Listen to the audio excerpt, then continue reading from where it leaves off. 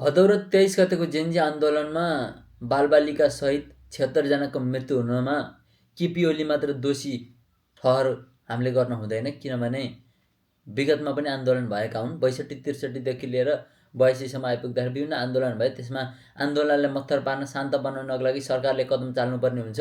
बल प्रयोग गर्दाखेरि घटना घट्न सक्छ, तर त्यो भन्दै गर्दा केपी ओलीलाई उम्किन पनि दिन हुँदैन।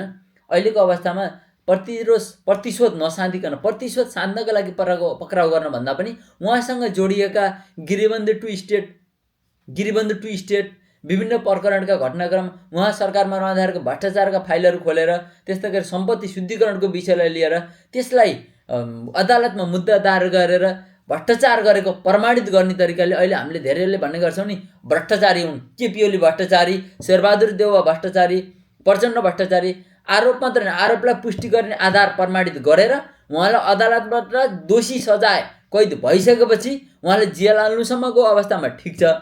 नत्र भने हिजो रवि लामिछाने सहकारी प्रकरणमा मुछियो भनेर हामीले सधैँ के भनियो भने राजनीतिक प्रतिशोध भने जस्तै रवि लामिछानेलाई पक्राउ गर्दा प्रतिशोध भन्ने, उनी निर्दोष छन् भनियो हामीले।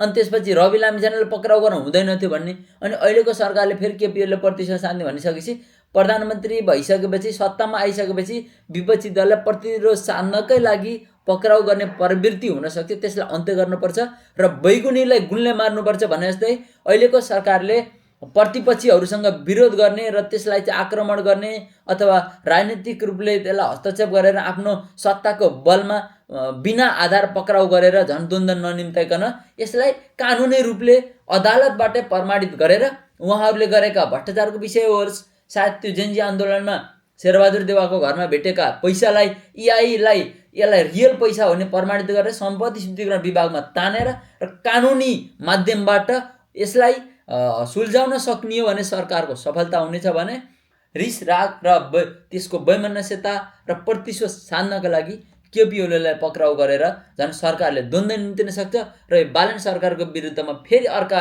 विषयहरू उठ्न सक्छन्, राष्ट्रिय अन्तर्राष्ट्रिय शक्तिहरू फेरि लाग्न सक्छन्।